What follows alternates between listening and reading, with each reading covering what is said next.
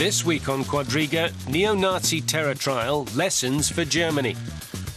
Germany has begun the probe into the right-wing terror group, the National Socialist Underground, the NSU, with the opening of the trial of Beate Zschäpe.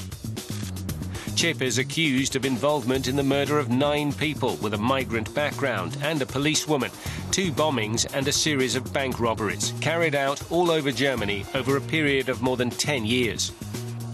Along with her 2 accomplices, Zschäpe remained undetected. The NSU's existence only came to light in 2011. Politicians, police and media did not link the murders to right-wing extremism. So what lessons has Germany to learn from the NSU case? Your host today, Ali Aslam. Hello and welcome to Quadriga.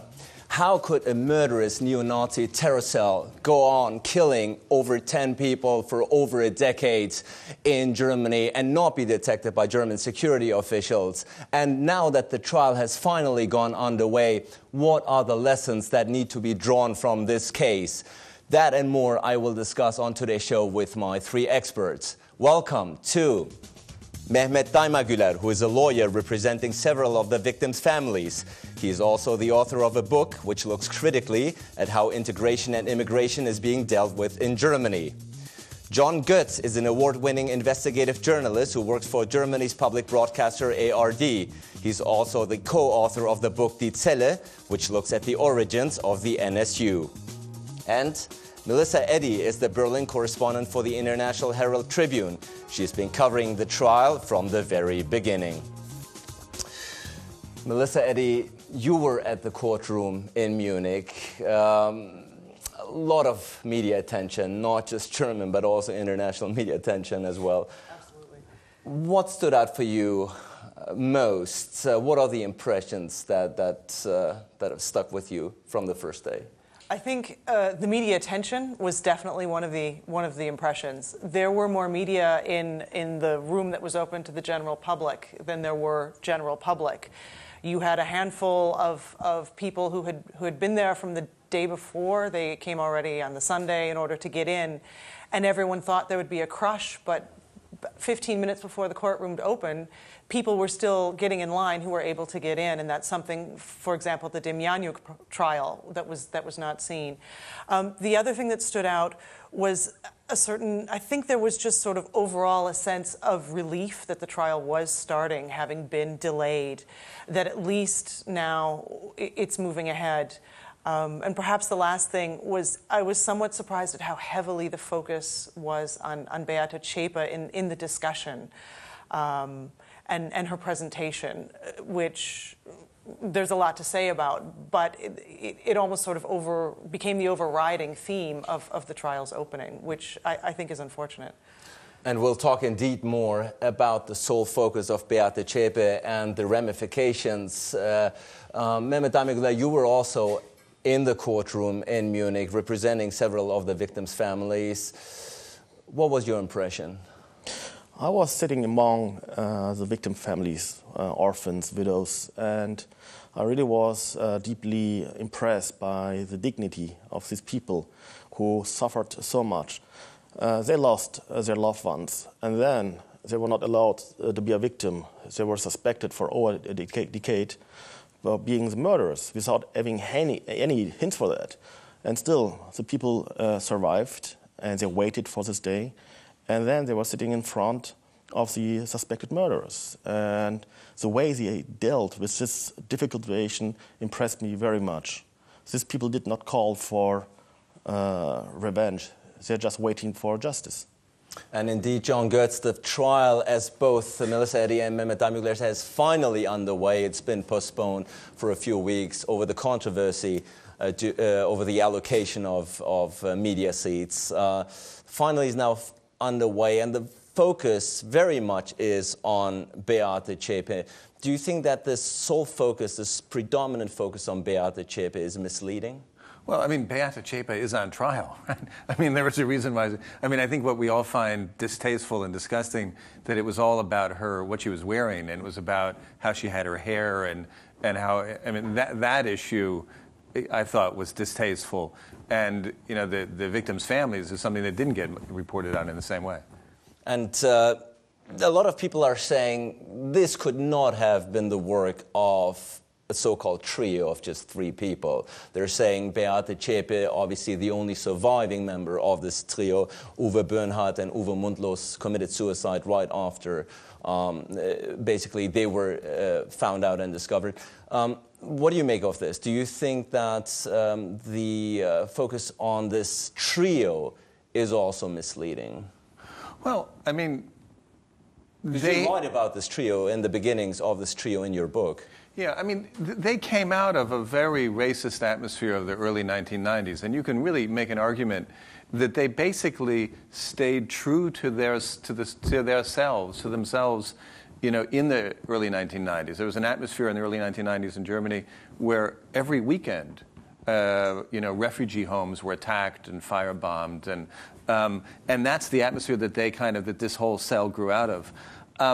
And of course, in order to kind of have that education and in order to go underground, you need support and you need people who support you, supporters and, you know, financial help and that kind of thing. And they did have people who helped them. There was a network of people that helped them. I do not believe, though, that the broader neo-Nazi movement was involved with them in the 10 years that they were on their murder spree. And Melissa Eddy, if we look at how racism is being discussed in Germany and has been up until this point, do you think it's sufficient? I think there's a lot more that needs to be done. Germany has the tendency, which is understandable given Germany's history, of looking at history and considering racism to largely be within the realms of World War II and the Holocaust. And with that as well, the idea that racism must go hand in hand with a political motive. And I think that is hampering the ability to have a broader discussion on racism of just thinking, oh, you don't look like me, and what does that mean that I automatically think about you? And I think when we get into this trial and looking at some of the deeper problems of why did nobody think racism is behind this, when you have very clearly somebody who is targeting Turks or people who look like Turks, because there are 10 of them, or 9 of them, excuse me, and then the policewoman. It seems almost unbelievable that racism does not automatically jump into mind. And I think that discussion needs to happen. And I think this trial would give the country a chance to have that discussion.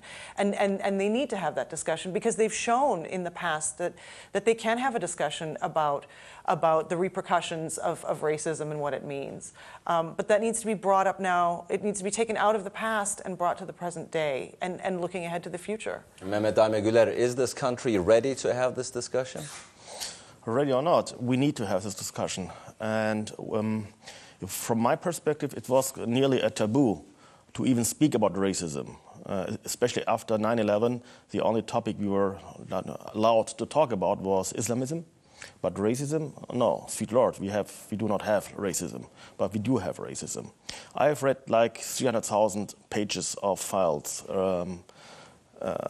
pertaining to this case, and there was one report, a police report, written by senior police officers due to develop something like a profile. It was in January 2007. And there was one sentence which really was hard for me to read because I could not believe what I was reading. They stated, since it is a taboo in our culture to kill somebody, the murderers need to come from outside. So, 30 police officers have worked on this paper. Dozens of superiors have read it, and nobody said, oh, hold on, it's not only grotesquely wrong, but it's also racist. No, nobody stood up because this is a kind of socially accepted racism, and since it's socially accepted, it's not racism.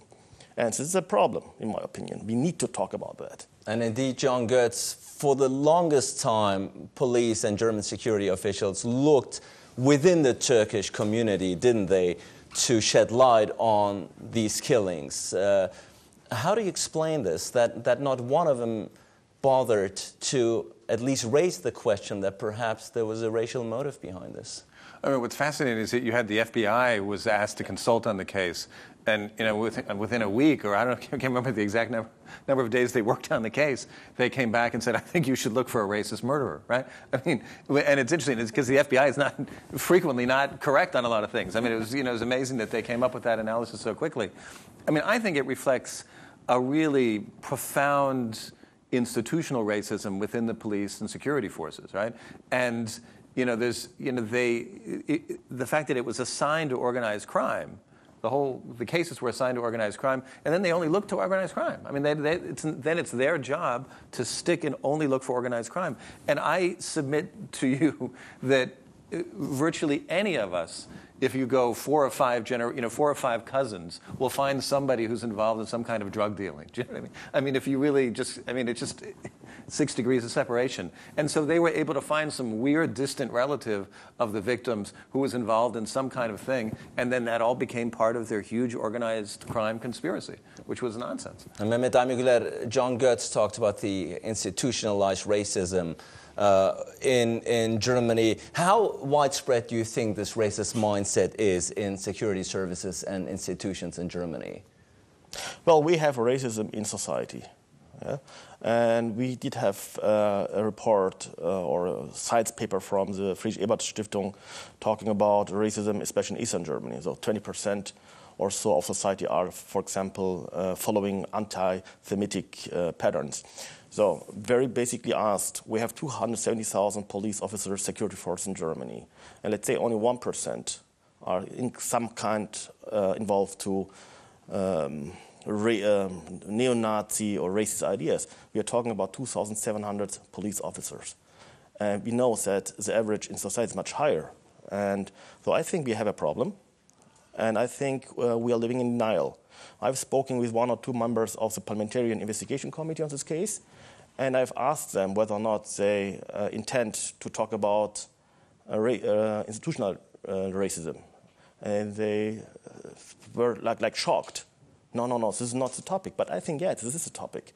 We need to talk about who we are as Germans, and we need to talk about how the government, the police is responding to the fact that Germany has changed a lot over the last 40 or 50 years. We now are a multicultural and multi-religious country, but our police forces are not. And Melissa, let me rephrase the question then. How widespread do you think racism is in German society? Well, first of all, just to build on what he said, I think it's very interesting because this parliamentary committee is supposed to be tasked with coming up with suggestions. And there's a very clear suggestion is to address racism to some extent within the police forces, but also within many of the other official offices. I think it bleeds into the immigration debate and the integration debate. I find it very fascinating in this country. You talk about integration, and it sort of has become also an institution of itself. But where's the reality of it? Where does it actually take place, this kind of integration? And I think there needs to be a way to move beyond just that focus on this word and having politicians meet with a handful of, or like the minister with Friedrich, meeting with a handful of people and trying to say, okay, we're going to talk about this or that. That's not integration. It has to start reaching a level, a more basic level, where people feel welcome regardless of where they come from and what religion they follow or don't follow. But I mean, it's a crazy game. I mean, because, the people who are refusing to integrate are the Germans, right? I mean, there's this whole notion that the foreign community or the immigrant community is refusing to integrate. It's absolutely not the case. I mean, in terms of learning the language, in terms of going to German schools, being a part of German society, paying taxes, do you know what I mean? I mean, the people who are refusing to immigrate is the dominant, the majority culture.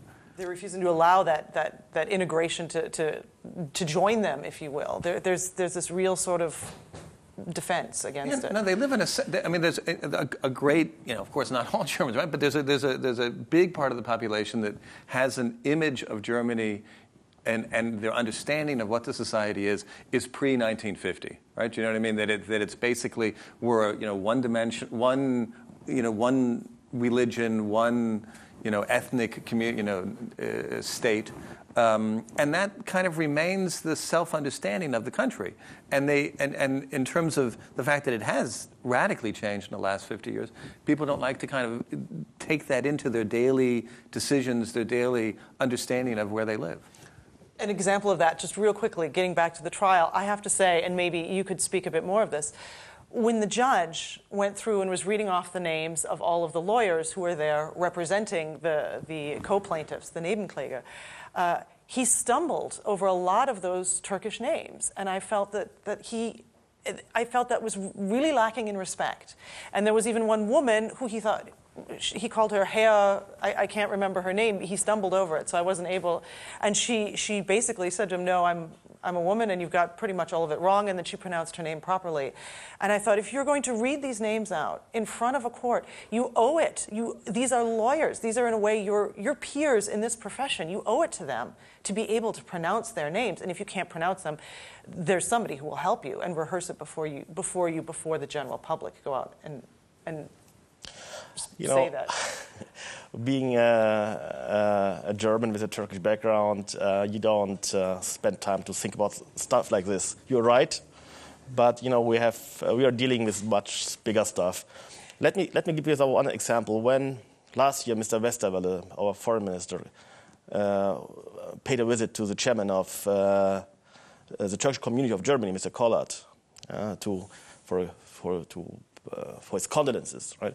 It was right to go to Mr. Kollert, but the first question is, why the foreign minister? I mean, these people were citizens of this country. A number of them had even German passports. So post-mortem, they were declared foreigners, people who are not belonging to the society. And the killings were called Döner murder. It was something foreign. The investigation committee from the police, the special committee, was called Bosporus Committee. All this stuff is again pertaining and perpetrating the idea that these people did not belong actually to this country. And I think the whole idea of integration, we need to define what integration means, because we don't have any sense of definition, of a common definition. I think somebody working here, paying his taxes, trying to learn German, is pretty much integrated, in my opinion. But integration is not a one-way street. I think integration is adapting to a reality, and we all have to adapt. The world is changing every day in many, many terms, socially, but also technologically, for example. If we are not adapting, if we are not integrating, we will lose contact to the development. So the idea that only the newcomers have to integrate is per se not correct. And John Goetz, this neo-Nazi terror cell, the NSU, has gone killing at least 10 people, 10 that we know of, for over a decade. They've gone undetected by German security officials. And it's bad enough if authorities have turned a blind eye to the crimes of the right-wing extremists. It's another if they were an active complicit part, because there are some people who are saying intelligence files on the NSU were destroyed. And some are even asking if intelligence agencies assisted the NSU. What's your opinion?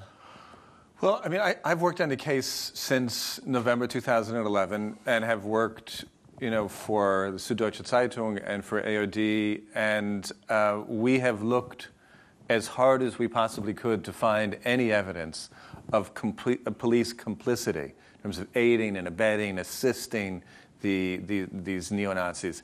And we found no evidence at all. I found no evidence at all of them directly aiding in any way at all.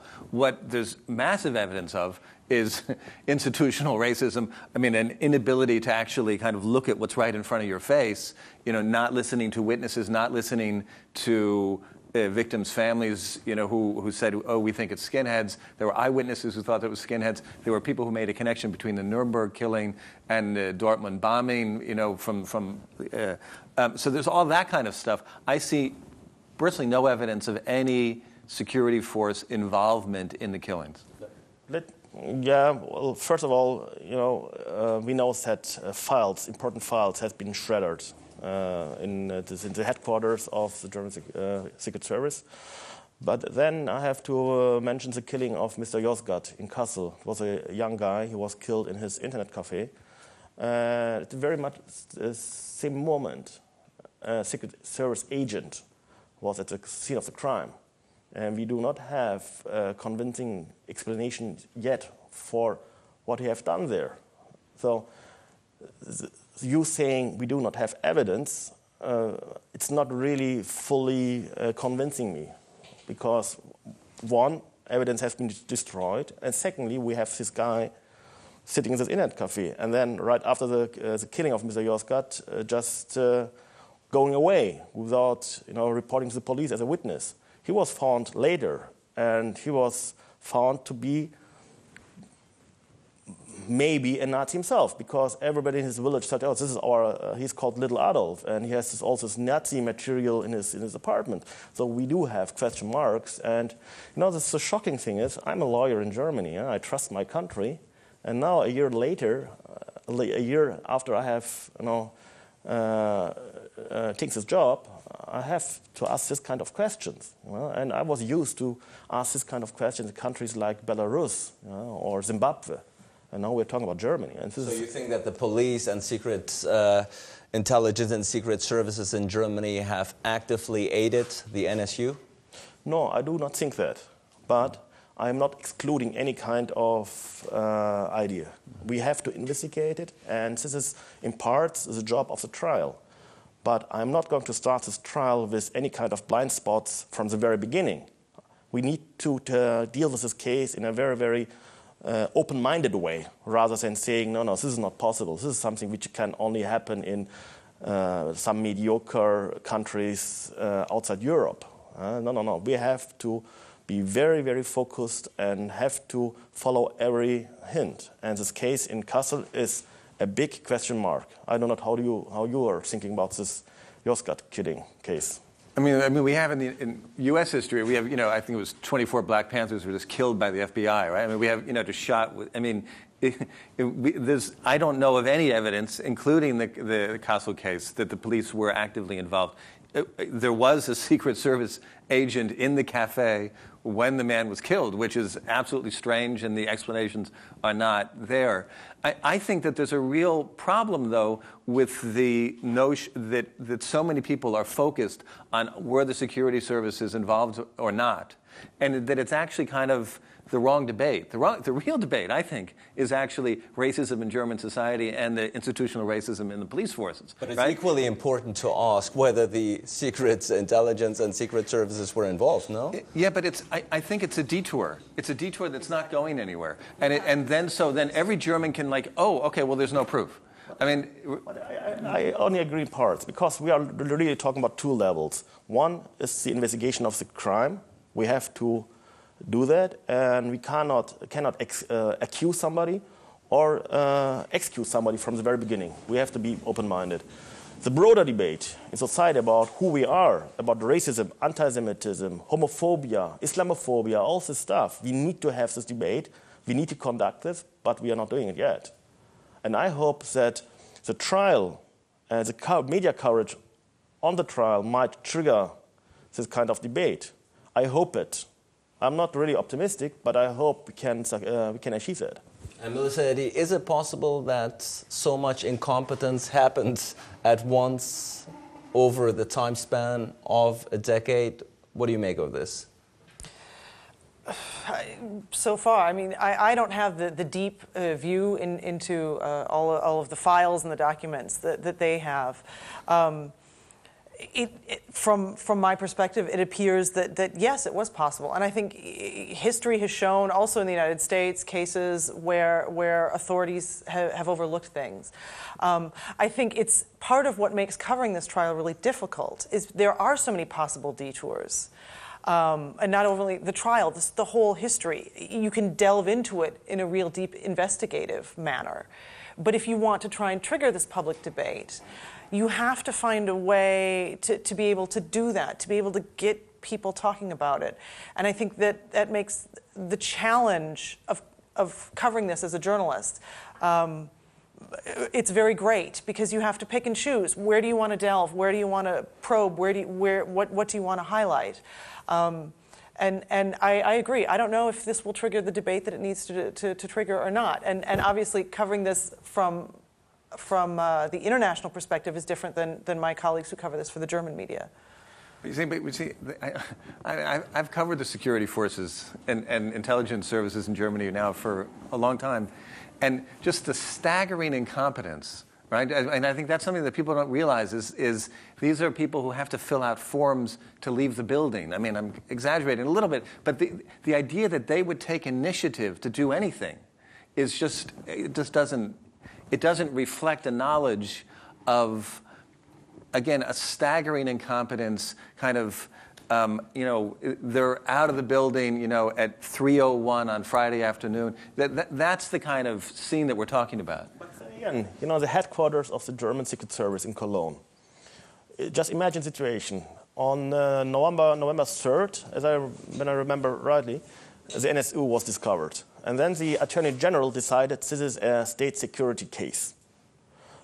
And only 2 days later, a Secret Service agent started shredding important files. 2 days later. Now you can call it incompetence, but the same guys, he wrote in a protocol the minutes of the shredding and dated it back to February in order to disguise the fact that he responded directly to the move of the Attorney General. It was not incompetence. It was not a case of incompetence. It was a deliberate effort to disguise what happened. No, Okay, this is not incompetence. But was it to disguise that the German, domestic intelligence service was involved in the whole thing, or was it disguised that he had files that in his office that he shouldn't have kept so long? I mean, that's the thing that I think that those people are obsessed with, is some little tiny regulation that they haven't been following correctly. I mean, I just don't see the ominous. And I think the discussion about if you can come up with 3 guys from the intelligence service who were involved in the murders, in some ways, it's an easier truth to deal with than the fact that the society has got a huger problem, right? I mean, rather than 3 bad apples, that if you can actually see that the institution itself rots, that's a more dangerous and a more difficult thing to talk about. You're right, Mr. Goetz. But again, we have to deal with both of it. And both topics are interconnected, right? You can't just say, okay, we're not going to dig deeper in what happened within the security forces because we have to deal with the bigger idea of racism. No, we have to do both. Well, no, but I think that we've been hijacked by the conspiracy theory, right? We've been hijacked by it because I don't think it's going anywhere. And I really, it'd be a great story. I've worked on it for a long time trying to find any evidence. I just don't have any. Again, we do not need to talk about a conspiracy. Well, it would be totally sufficient if you have people within the system who are doing what they think is right to do, with some kind of racist thinking. Again, the report from the Baden-Württemberg police saying it's not part of our culture, it's a taboo to kill. This is a racist thinking. This is not conspiracy, and I'm not talking about conspiracy. I'm not believing in conspiracy. More, I do not want to believe in conspiracy. But I'm talking about institutional racism, and I'm not saying, okay, in some cases it might be just a stupid mistake to have done this or that. This happened too, incompetency. But I'm also thinking things happened very deliberately because of institutional racism. You know what? One of the victim's daughter, she told me, you know what? If all the 9 migrants were not migrants but Germans, this case have been, solved much earlier. And sadly enough, I have to agree. And this is not conspiracy. And Melissa, whether it was incompetence or perhaps even more, regardless of the fact, it remains that close to 3 million Turks living in Germany and German Turks, their belief in this country has been shaken, has it not? Their belief in the justice system in Germany has been undermined. Is that perhaps the even greater danger here? I think it's definitely a danger. I think also if you look at it from the outside world, that Germany has to be careful. Germany has a lot going for it right now, economically, but something like this really makes people question as John was saying, the core. What is at the core of the society? And it's also dangerous that if you're trying to push for integration, and now you have this reason for the people who you're trying to reach to not believe in the society that they're supposed to be integrating into, I think that makes it definitely much more difficult and much more challenging to try and get that message across. I also think if you look at everything that has been done, the Chancellor apologized last year at the official ceremony. There was the official ceremony, but then it kind of fell off the map again. I think the hardest thing with this is to keep it going in this dialogue, to try and make it not just this apology, or President Gauck was then in Strasbourg, and he also said, oh, well, this is terrible. All of that has been said. It needs to go into the next step. Somebody needs to be thinking about, okay, how do we take this and learn? What is a lesson? What is something concrete that we can do, not just to prevent this happening again, but to try to address the problems that allowed this to happen? And indeed, Chancellor Merkel has called the killings a national disgrace. The UN Human Rights Council has called these killings the worst human rights violations in Germany in the last decade. Clearly an embarrassment to this country, John Goods. Yeah, absolutely an embarrassment. Yeah, I'm not so worried about Germany's image in the world. I'd like to see it actually, in terms of what goes on here for it to change. I mean, one of the fascinating things is that if you're an immigrant in Germany, if you're born in Germany as an immigrant, if your mother's an immigrant, right? I don't know if in German law, at least until recently, it says on your foreigner file, your date of entry into Germany is the day of your birth. So the way that German law looks at your mother is actually walking foreign territory in Germany. And rather the kind of citizenship laws that you have in other countries, that you're born someplace, you're automatically, if you wish to be, a citizen of that country. And we still don't even have that kind of level of citizenship law here. And Melissa Eddy already raised an important question, Mehmet Daimegüler. Indeed, if we look further, if we don't look behind, even though it's inevitable in this particular case and in association with the trial, but if we look into the future, what must Germany learn from this case?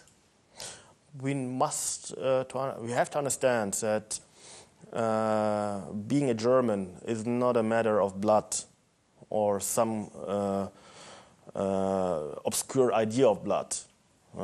We need to understand that being a German, in my opinion, is taking responsibility for this country, saying I'm part of it, no matter what. And it has to start on a governmental and legal level, making people easier to become a citizen of this country. I was born in this country and I needed like 23 years to get a German passport. But coming from there, it has to be a part of education, of the way we are having debates. Somebody who has a migration background in Germany, he knows that. People are asking me, where you're from? And I was saying, it's close to Cologne. No, where you're really from? I was born in the city, in the village of near Sheldon. No, where you're really from? And this really from is not a sign for curiosity. It's just a sign, from my perspective, it's a sign for I'm not really accepted, no matter what. And this is something which has to change. I don't want that my nephews and grandnephews have to go through that. They should feel safe. Again, this is my country. This is a good country. And because it's good, it's worth fighting for. And it's wrong just to neglect problems we have got. And I think it's a sign for a mature society and mature democracy, really, to address problems. For like 10 or 15 years ago, a young man, was killed in London. He was born in the UK, but his parents came from Jamaica. He was killed because he was black. And the security forces, they failed to investigate. And they failed in a way which reminds me in many terms in the NSU case. And then the House of Lords established a committee, the Macpherson Committee, and they wrote a report. And this report was very harsh and very, very, very honest. And they addressed the problem of institutional racism. And you know what? The people in the United Kingdom, they discussed, they thought about this paper. But at the end, they learned something. They learned that they have to change the attitude of their security forces. And this is, for me, a sign for a very mature democracy. We can learn from that. John Goetz? Can only agree. That's exactly what this country needs right now. But even if we look, and you're a journalist as well, if we look at how the German media, for instance, has been following these killing spree for over a decade, you'd say it was also a massive breakdown in freedom of press, no? At the end of the day, the media completely uncritically adopted the police line that the killings must have been within the inner Turkish community. I think it gets into the idea of what Mr. Goetz was saying about institutional racism. It's also a certain institution, but I agree absolutely. The idea that Dönermord, kebab killings, effectively we would say in English, was just picked up immediately.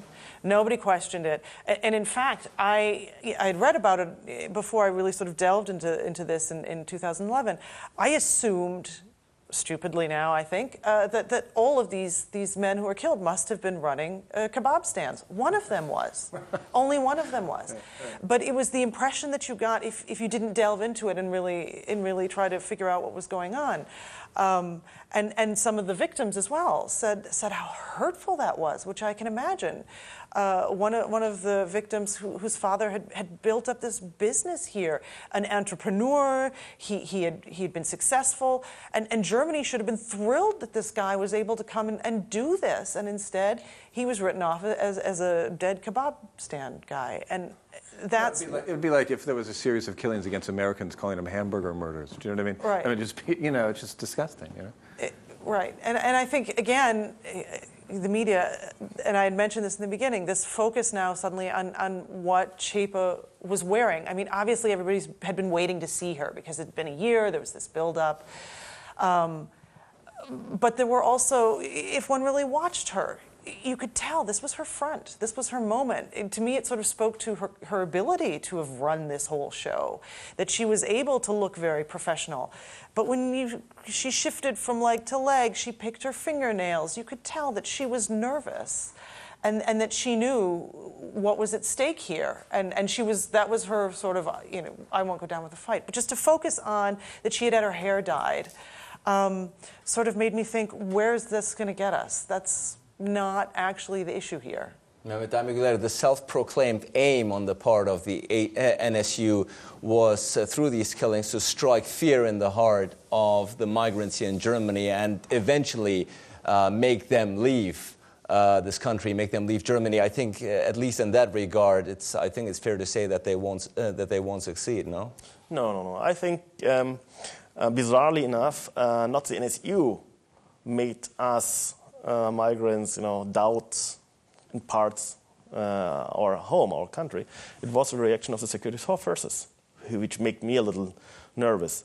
But you know what? No matter what the neo-Nazis are doing, they are not going to drive me out of my country, because this is my country, this is my home, and there's nothing they can do about that. But we as society, we have to respond to the neo-Nazi threat. We have had like 200,000 neo-Nazi crimes since 1990, so the year of our reunification. This is not a threat to the migrant community. It's a threat for our society, for our democracy. That's why we have to fight against it. And maybe this is our call for action, and we should start now.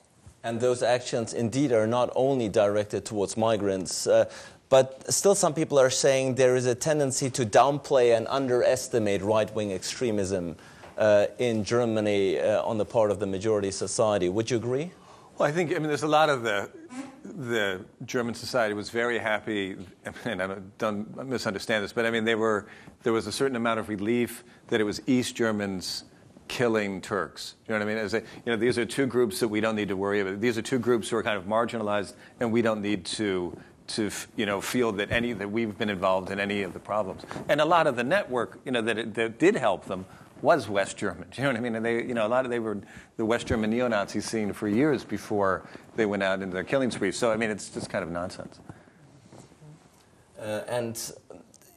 We look at this trial. We've been talking about this trial in the beginning. The minute it started, it had already been adjourned, hasn't it?